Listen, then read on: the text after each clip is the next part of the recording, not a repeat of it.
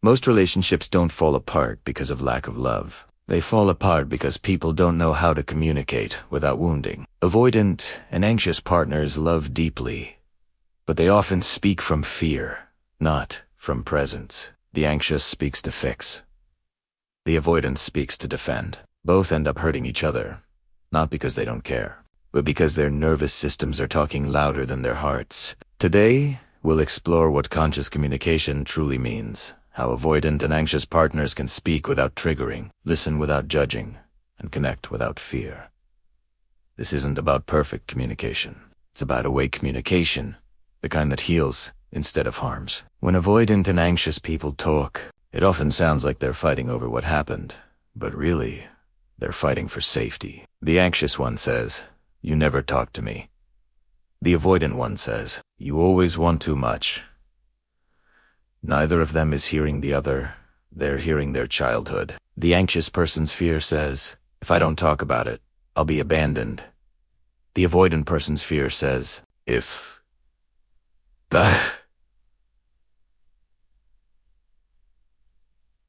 I talk about it, I'll lose control."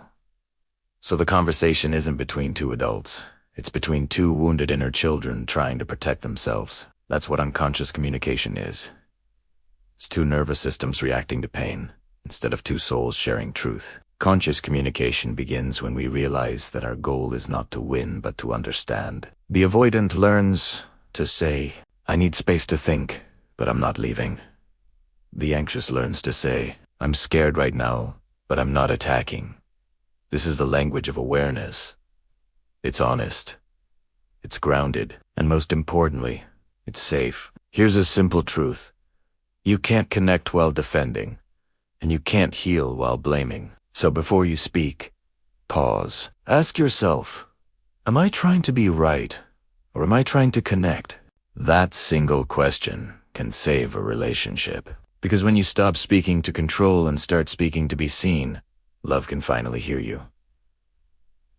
Let's talk about both sides. If you're avoidant, your silence feels safe to you, but it feels like rejection to them. Try saying, "I need a moment to regulate, but I care," or "I want to come back to this when I'm calmer." That one sentence can soothe an anxious heart more than you realize. If you're anxious, your need to talk feels like love to you, but it feels like pressure to them. Try saying, "I'm feeling activated right now, and I just need reassurance, not answers."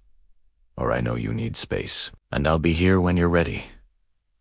That creates safety for both sides. Conscious communication is not about speaking perfectly. It's about speaking presently. When you share from your heart, without trying to control the outcome, you open a space for truth, not defense. What truly wounds in relationships is not what we say.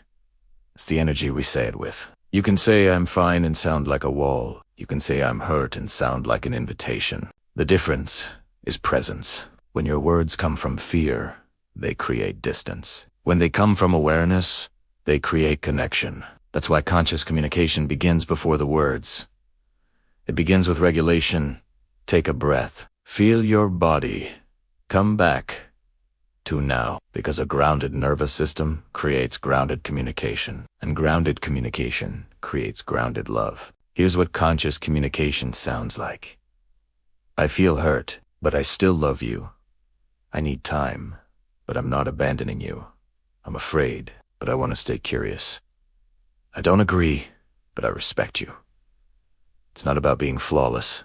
It's about being real and kind at the same time. Avoidant and anxious people don't need to become different people. They just need to learn a new way to listen. A way that comes from love, not protection. Because the moment you stop speaking through your pain and start speaking through your awareness, you stop wounding each other and start healing together. Conscious communication isn't something we're born knowing. It's something we remember as we evolve through love. The avoidant learns that space can coexist with connection. The anxious learns that closeness can coexist with calm. When both remember this truth, conversation becomes medicine, silence becomes peace, and love becomes conscious. Because communication is not about words, it's about energy. It's about presence. It's about saying, "I see you, and I choose to understand you, even when it's hard."